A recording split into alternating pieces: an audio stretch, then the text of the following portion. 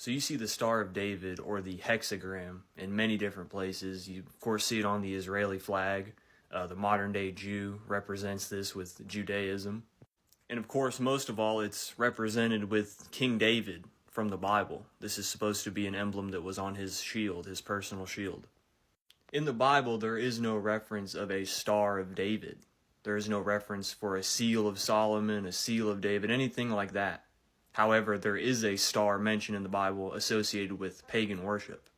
So here in Amos 5:26, you have Amos speaking to the Israelites. But ye have borne the tabernacle of your images, Moloch and Chiun, the star of your God. So here you have Amos talking to the ancient Israelites, and he's saying, listen, you guys were having these idols dedicated to Moloch and another deity named Chiun. And he also said a star of these gods. So they had an idol that was a star that they would worship. They likened it to a specific deity. In this case, it would be Moloch and Chiun. So we know who Moloch is. He's the giant bull that the Canaanites, Israelites, and the surrounding nations worshipped, primarily dedicated to child sacrifice. But let's look at this deity named Chiun. So the term Chiun is actually the Hebrew pronunciation of the Persian name Saturn. So the term Chiun, if I'm pronouncing it right, I may be pronouncing it wrong, is actually likened to the planet or the god Saturn.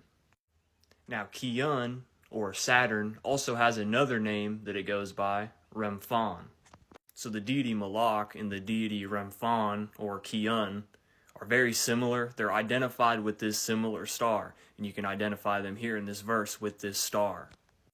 So in Acts chapter 7, verse 43, you have the apostle Stephen. He's about to be martyred for Christ. But he actually mentions Amos's verse that he spoke to the Israelites, that they had raising these images up, and they have this star that they've worshipped, these idols.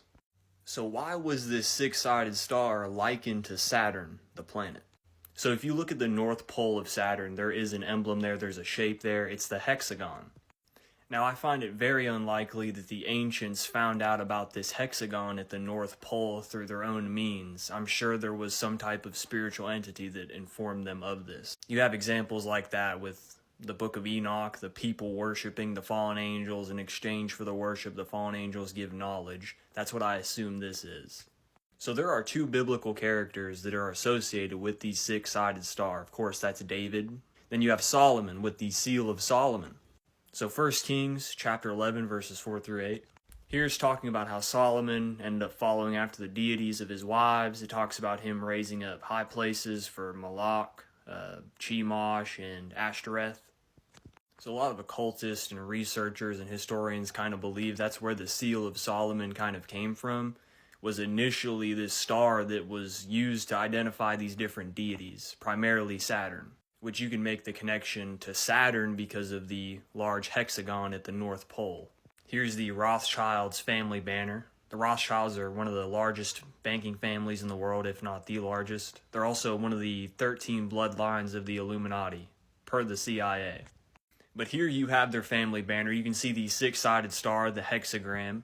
It looks like it's between two bullhorns, which would make the tie to Moloch.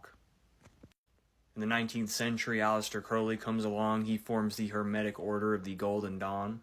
In a lot of those books and writings, you see the hexagram as being used as an invocation tool and also a banishment tool, an invocation of the different planetary spirits and a way to banish them. A lot of the occultists look at the hexagram as a symbol of balance. If you look at it, you have the first triangle pointing up and you have another triangle pointing down. This shows the relationship between the earth and the heavens, the relationship between the divine masculine and feminine, and also the relationship between good and evil.